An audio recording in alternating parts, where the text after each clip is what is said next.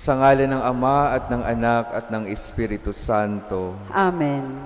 Sumainyo ang Panginoon. At sumainyo rin. Mga minamahal kong mga kapatid, aminin natin ang ating mga kasalanan upang tayo'y maging marapat gumanap sa banal na pagdiriwang. Inaamin ko. Sa makapangyarihang Diyos at sa inyong mga kapatid, nalubha akong nagkasala sa isip, sa salita, sa gawa, at sa aking pagkukulang. Kaya isinasamo ko sa mahal na Birheng Maria, sa lahat ng mga anghel at mga banal, at sa inyo mga kapatid, na ako'y ipanalangin sa Panginoong ating Diyos. Kaawaan tayo ng makapangyarihang Diyos, patawarin tayo sa ating mga kasalanan, at patnubayan tayo sa buhay na walang hanggan. Amen. Panginoon, kaawaan mo kami. Panginoon, kaawaan mo kami. Kristo, kaawaan mo kami. Kristo, kaawaan mo kami. Panginoon, kaawaan mo kami. Panginoon, kaawaan mo kami. Manalangin tayo.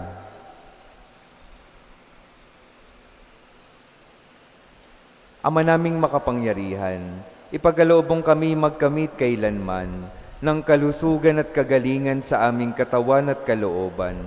Pakundangan sa pagdalangin ng laging birheng si Santa Mariang Mahal, kami naway mahango sa hapis sa kasalukuyan at makinabang sa kalwalhatiang walang katapusan sa pamamagitan ni Hesukristo, kasama ng Espiritu Santo, magpasawalang hanggan.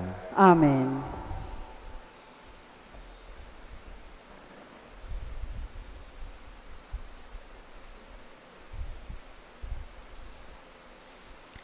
Pagbasa mula sa ikalawang aklat ng mga kronika. Pagkamatay ni Joaida, ang mga pinuno ng Huda ay nagbigay galang sa hari at nagharap ng mga kahilingan. Pinagbigyan naman niya ang mga ito, kaya't itinakwil nila ang bahay ng Panginoon at ang Diyos ng kanilang mga ninuno. Nagbalik sila sa paglilingkod sa mga asyeras at pagsamba sa mga Diyos-Diyosan. Bunga nito, nagalit ang Diyos at pinarusahan ang taga-Huda at ang taga-Jerusalem. Ngunit nagsugo ang Panginoon ng mga propeta upang ang mga tao ay magbalik loob sa Kanya. Gayunmay, hindi sila nakinig. Dahil dito, ang Espiritu ng Diyos ay bumaba kay Zacarias, na anak ng saserdoteng Joaida. Tumayo siya sa gitna ng mga tao. Sinabi niya, "Ito ang sabi ng Diyos. Bakit ninyo nilabag ang mga utos ng Panginoon? Gusto ba ninyong mapahamak? Sapagkat itinakwil ninyo siya, itatakwil din niya kayo." Ngunit nagkaisa ang mga tao, at sa utos ng hari, binato nila si Zacarias hanggang sa mamatay. Naganap ito sa looban ng bahay ng Panginoon. Hindi man lamang naalala ng Haring Joas ang tapat na paglilingkod sa kanya ni Joaida, na ama ni Zacarias. Bago namatay Zacarias, ganito ang kanyang sinabi, "Parusahan nawa kayo ng Panginoon sa ginawa ninyong ito." Nang matapos ng taon, si Joas ay sinalakay na hukbo ng mga Siro. Pinasok nila ang Huda at Jerusalem at pinatay ang mga pinuno ng hukbo. Lahat ng sinamsam nila ay ipinadala sa hari ng Damasco. Maliit man ang hukbo ng mga Siro, ay matagumpay rin laban sa malaking hukbo ng Huda, sapagkat itinakwil nito ang Panginoon, ang Diyos ng kanilang mga ninuno. Sila ang nagparusa kay Joas dahil sa pagtataksil nito. Iniwan ng mga Siro si Joas na may sugat na malubha. Ngunit pagkaalis nila, nagkaisa ang mga lingkod ng hari na ipaghiganti ang pagkamatay ni Zacarias. Kaya pinatay nila si Joas sa kanyang higaan. Inilibing nila ito sa lungsod ni David, ngunit hindi sa libingan ng mga hari. Ang salita ng Diyos. Salamat sa Diyos. Sa Kanya mananatili ang aking pag-ibig lagi. Sa Kanya mananatili ang aking pag-ibig lagi. Sabi mo, O Poon, ikaw ay may tipan na iyong ginawa kay David mong hirang. At ito ang iyong pangakong iniwan. Isa sa lahi mo'y laging maghahari. Ang kaharian mo ay mamamalagi. Sa Kanya mananatili ang aking pag-ibig lagi. Ang aking pangako sa Kanya ay iiral at mananatili sa Kanyang tipan. Laging maghahari ang isa niyang angkan, sikintatag ng langit, yaong kaharian. Sa Kanya mananatili ang aking pag-ibig lagi. Kung ang mga anak niya ay susuway, at ang aking utos ay di gagalang. Kung ang aking aral ay di pakikinggan, at ang kautos ay hindi ingatan. Sa Kanya mananatili ang aking pag-ibig lagi. Kung gayon, daranas sila ng parusa sa ginawa nilang mga kasamaan. Sila'y hahampasin sa ginawang sala. Ngunit ang tipat ko't pag-ibig kay David ay di magbabagot, hindi mapapatid. Sa Kanya mananatili ang aking pag-ibig lagi.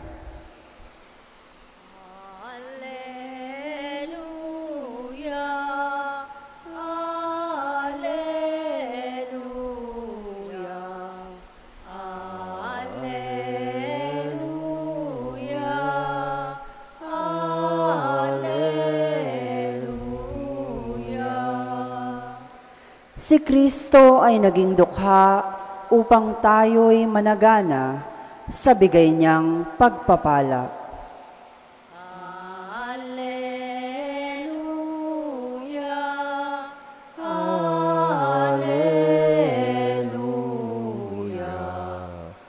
Alleluia,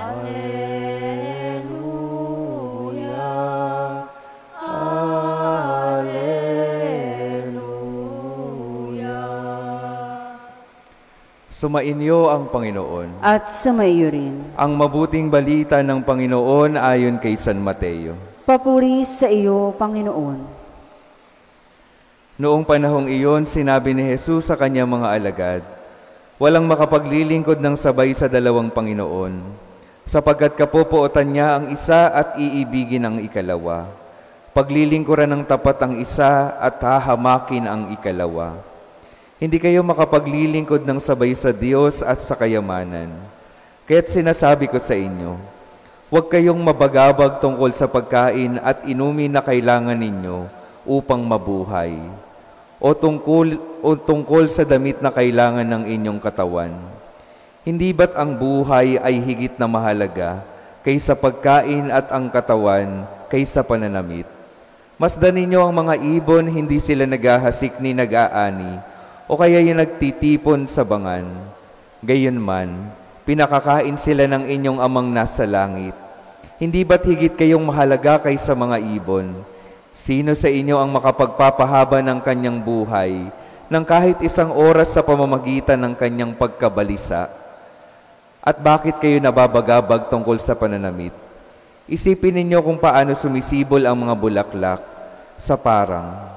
Hindi sila nagpapagal ni humahabi man, ngunit ito ang sasabihin ko sa inyo. Maging si Solomon ay hindi nakapagsuot ng kasing ganda ng isa sa mga bulaklak na ito, bagamat napakariringal ang mga damit niya. Kung ang mga damo sa kabakaran na buhay ngayon at kinabukas ay iginagatong sa kalan, ay dinaramtan ng Diyos, kayo pa kaya? Kay liit ng pananalig ninyo sa Kanya. Kaya't huwag kayong mabalisa tungkol sa inyong kakanin, iinumin o daramtin, sapagkat ang mga bagay na ito ang kinahuhumalingan ng mga taong walang pananalig sa Diyos. Alam ng inyong amang nasa langit na kailangan ninyo ang lahat ng ito. Ngunit pag sumakita ninyo ng higit sa lahat ang pagharian kayo ng Diyos at mamuhay ng ayon sa kanyang kalooban at ipagkakaloob niya ang lahat ng kailangan ninyo. Kaya huwag ninyong ikabahala ang para sa araw ng bukas. Saka na ninyo harapin kapag ito'y dumating. Sapat na sa bawat araw ang kanyang mga suliranin. Ang mabuting balita ng Panginoon. Pinupuri ka namin, Panginoong Hesukristo. Good morning, my dear brothers and sisters. Good morning. Can you greet the persons beside you a good morning? Today, our Lord is proclaiming to us through the gospel and through the readings about concerns tungkol po sa mga alalahanin. And what does the Lord tells us about concerns? Do we have too much concerns in our lives? Masyado ba tayong maraming inaalala sa buhay? Hindi naman po masama yung may alalahanin. Ang masama po kapag sobra na yung ating pag-aalala. It is not bad to be concerned about things in our life. What is bad is if our concerns are too much. Why? Bakit masama po ang masyadong maraming alalahanin? Dahil kapag masyadong marami tayong alalahanin, hindi na natin magagawa yung mga dapat nating gawin sa ngayon, sa pang-araw-araw. If we have too much concern in our lives, it will eat us up and we will not be able to do what we're supposed to do in the present.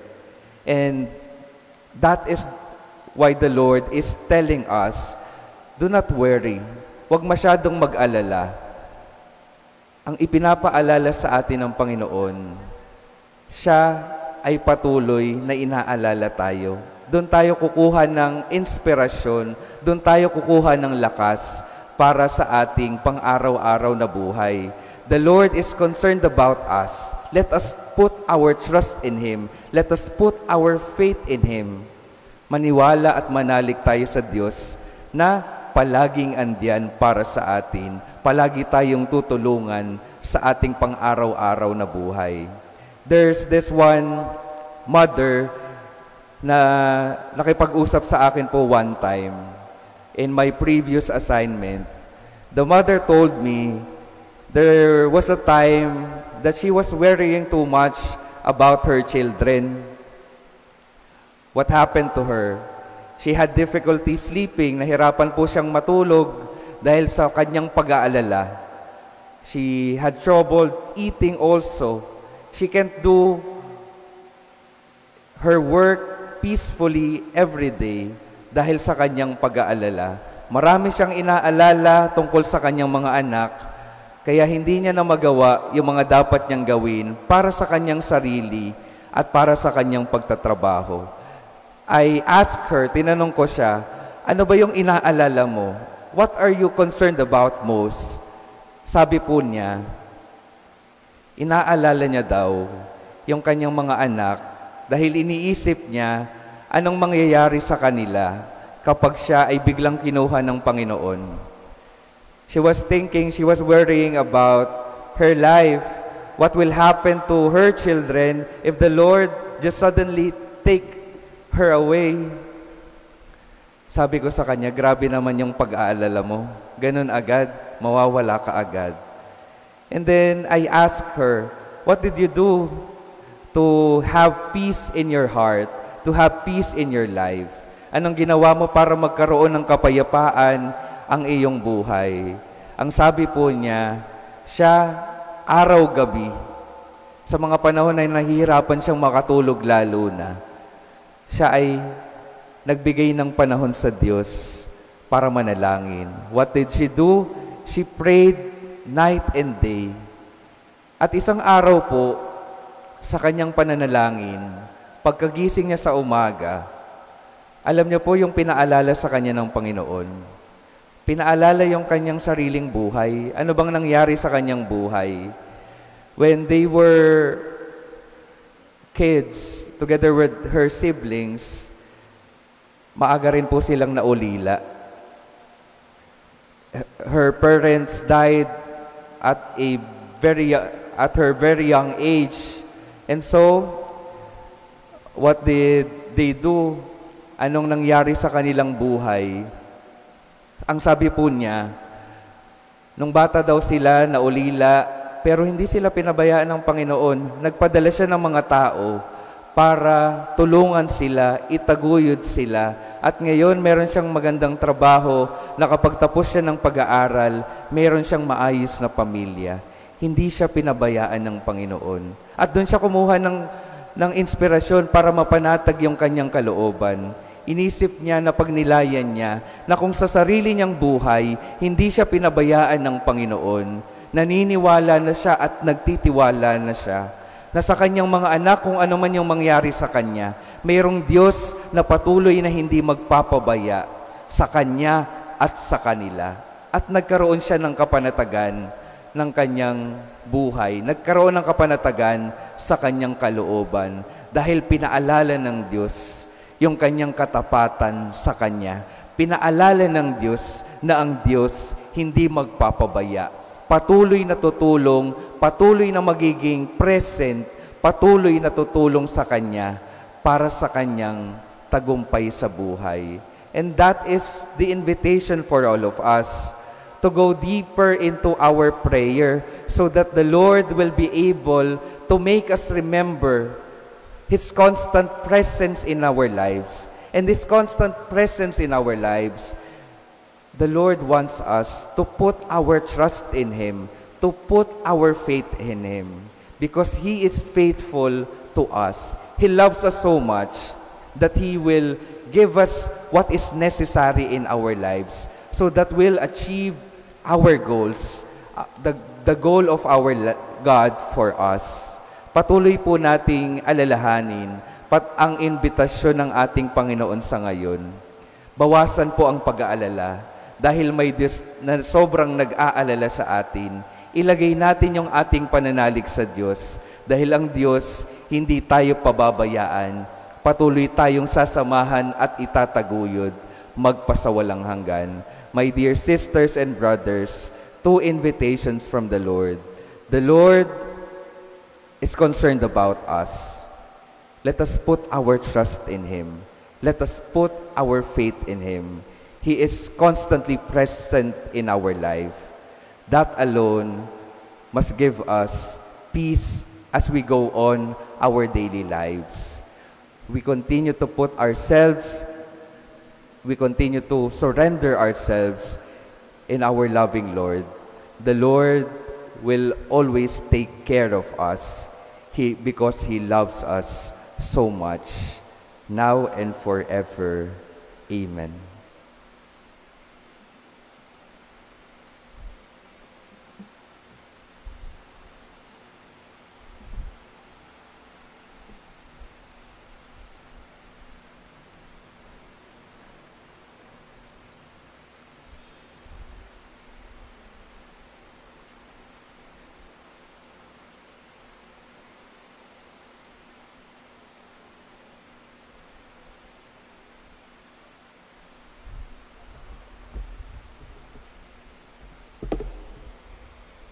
Tinatawag tayo ng Ebanghelyo na maging tapat sa ating paglilingkod sa Diyos. Ang ating mga panalangin sa Ama naway nagpapahayag ng uri ng ating pagtitiwala at pagmamahal. Sa bawat panalangin ng ating sasabihin, Panginoon, dinggin mo ang aming panalangin. Panginoon, dinggin mo ang aming panalangin.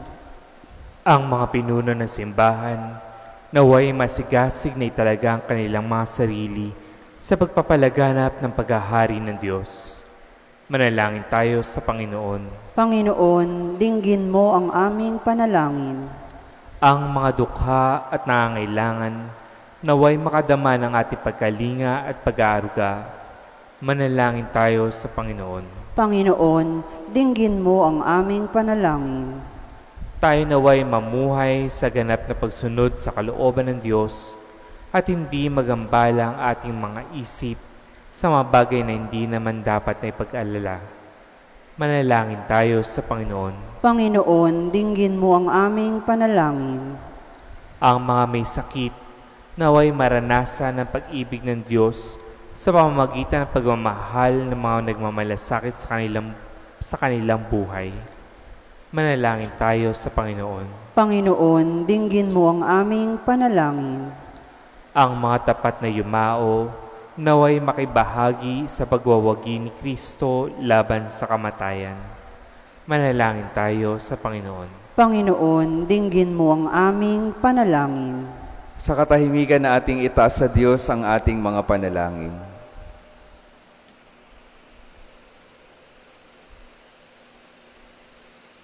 Manalangin tayo sa Panginoon. Panginoon, dinggin mo ang aming panalangin. Ama, kami ay nananalig sa iyo. Huwag nawa naming ituon ang aming puso sa mga bagay ng mundong ito, kundi sa iyong mapagmahal na pagpapala.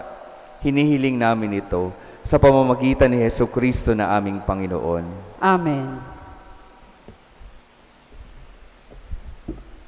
Kunin at tanggapin ang alay na ito, mga biyayang nagmula sa pagpapala mo. Tandaan ang bawat puso pagkat inibig mo. Ngayon'y nananalig, nagmamahal sa'yo. Tinapay na nagmula sa butil ng trigo, pagkain nagbibigay ng buhay mo. At alak na nagmula sa isang tangkay na ubas, inumin, nagbibigay lakas. Kunin at tanggapin ang alay na ito, mga biyayang nagmula sa pagpapala mo. Tandaan ang bawat puso pagkat inibig mo. Ngayon'y nananalig, nagmamahal sa'yo.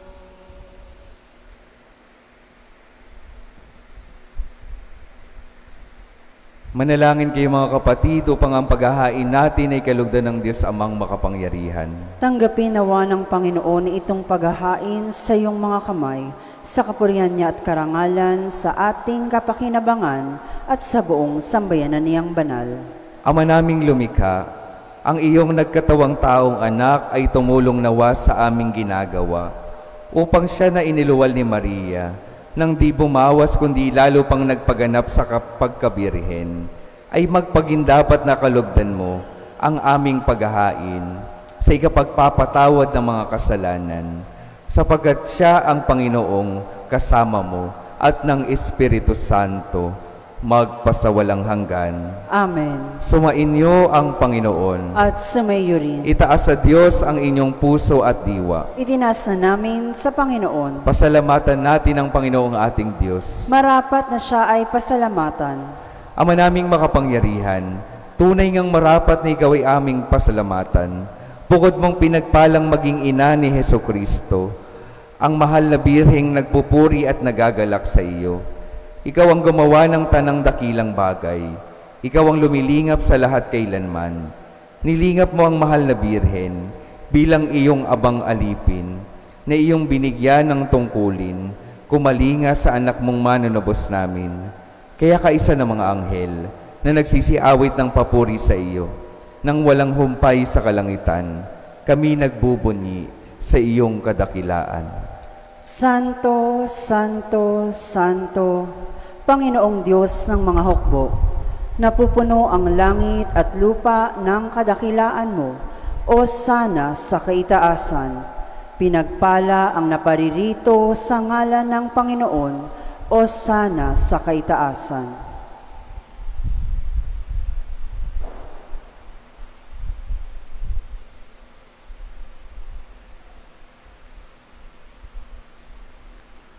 Ama naming banal, ikaw ang bukal ng tanang kabanalan.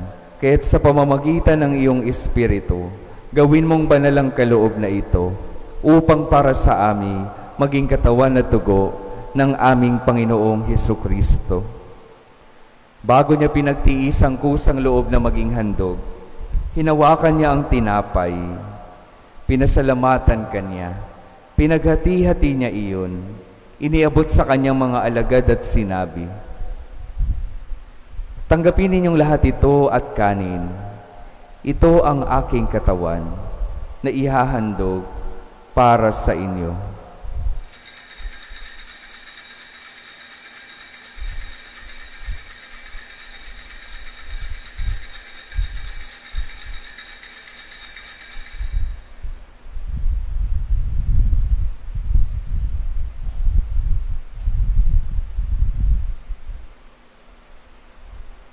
Gayon din naman nung matapos ang hapunan, hinawakan niya ang kalis, muli kanyang pinasalamatan. Iniabot niya ang kalis sa kanyang mga alagad at sinabi, "Tanggapin ninyong lahat ito at inumin. Ito ang kalis ng aking dugo, ng bago at walang hanggang tipan. Ang aking dugo na ibubuhos para sa inyo at para sa lahat, sa ikapagpapatawad ng mga kasalanan. Gawin ninyo ito sa pag-alala sa akin."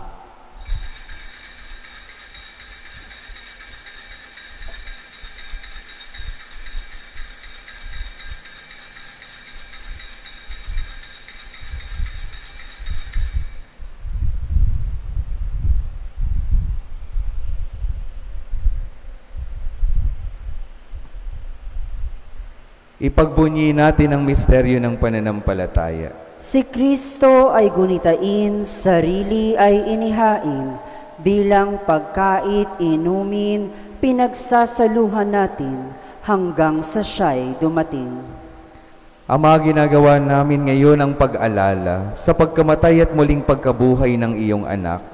Kaya't iniaalay namin sa iyo ang tinapay na nagbibigay buhay, at ang kalis na nagkakaloob ng kaligtasan. Kami nagpapasalamat dahil kami iyong minarapat na tumayo sa harap mo para maglingkod sa iyo. Isinasamo namin kaming magsasalo-salo sa katawan at dugo ni Kristo ay mabuklod sa pagkakaisa sa pamamagitan ng Espiritu Santo. Kaawan mo sila at patuloyin sa iyong kaliwanagan. Kaawan mo at pagindapatin kaming lahat na makasalo sa iyong buhay na walang wakas. Kaisa ng mahal na Birheng Maria na Ina ng Diyos, kaisa ng mga apostol at ng lahat ng mga banal na namuhay dito sa daigdig ng kalugod-lugod sa iyo. Maipagdiwang nawa namin ang pagpupuri sa ikararangal mo sa pamamagitan ng iyong anak na aming Panginoong Hesukristo. Sa pamamagitan ni Kristo, kasama niya at sa Kanya, ang lahat ng parangal at papuri ay sa iyo, Diyos Amang makapangyarihan, kasama ng Espiritu Santo, magpasawalang hanggan. Amen. Amen. Amen. Amen. Sa tagubilin ng mga nakagagaling na utos at sa turo ni Jesus na Panginoon natin at Diyos, ipahayag natin ng lakas loob.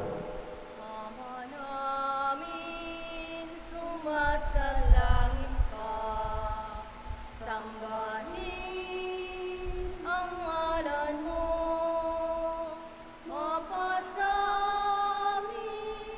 ang kaharian mo, sundin ang loob mo, dito sa lupa para nang sa langit.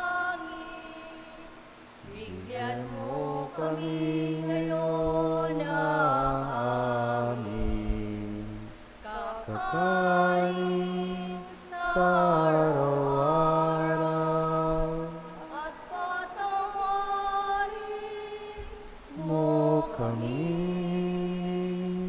sa aming mga sala para ng Pagpapatawad namin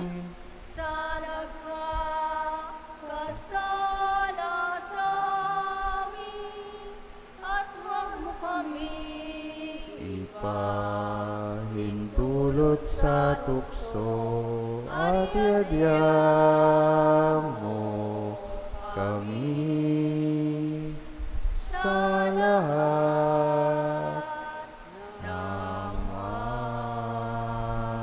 masama.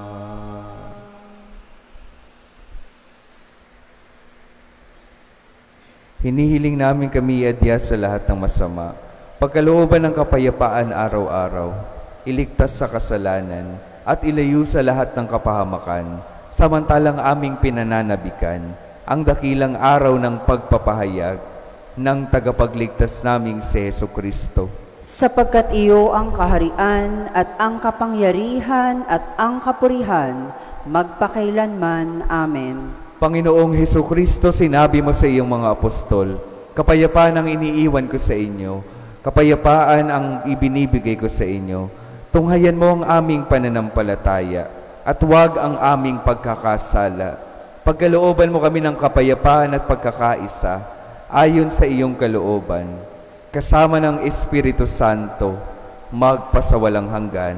Amen. Ang kapayapaan ng Panginoon ay laging sumainyo. At sumaiyo rin. Magbigayan kayo ng kapayapaan sa isa't isa.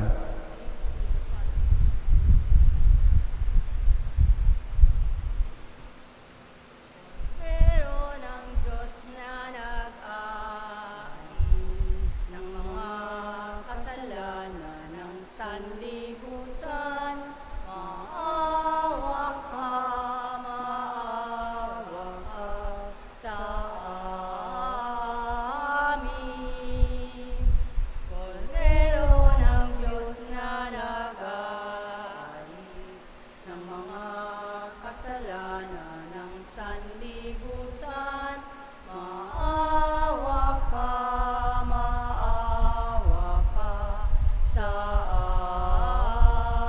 amin.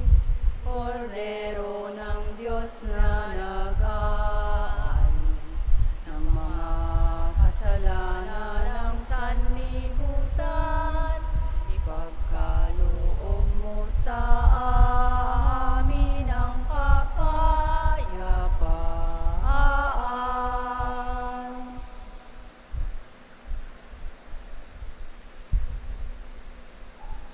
Ito ang kordero ng Diyos, ito ang nag-aalis ang kasalanan ng sanlibutan. Mapalad ang mga inaanyayahan sa kanyang piging. Panginoon, hindi ako karapat-dapat na magpatuloy sa iyo, ngunit sa isang salita mo lamang ay gagaling na ako.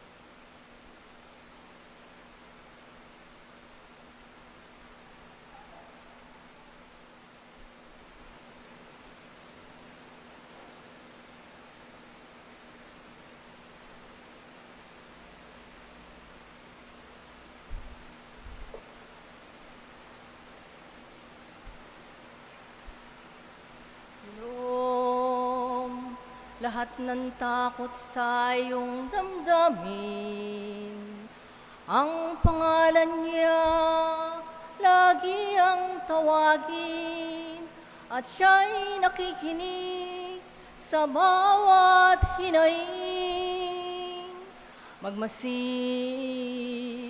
at mamulat sa kanyang kapangyarihan. Nabatid mo ba na siya'y naglalaan, patuloy na naghatid ng tunay na kalayaan? Manalig ka, tuyuin ang luha sa mga mata. Hindi siya panaginip, hindi siya isang pangarap, siya'y buhay. Manalig ka. At ngayon, tila walang mararating na bukas, ngunit kung siyang hayaang maglandas, pag-asa'y muling mabibigkas. Manalig ka, tuyuin ang luha sa mga mata. Hindi siya panaginip, hindi siya isang pangarap, siya'y buhay. Manalig ka, manalig ka, tuyuin ang luha sa mga mata. Hindi siya natutulog, hindi siya isakalimot. Kay Jesus, manalig ka. Kay Jesus, manalig ka.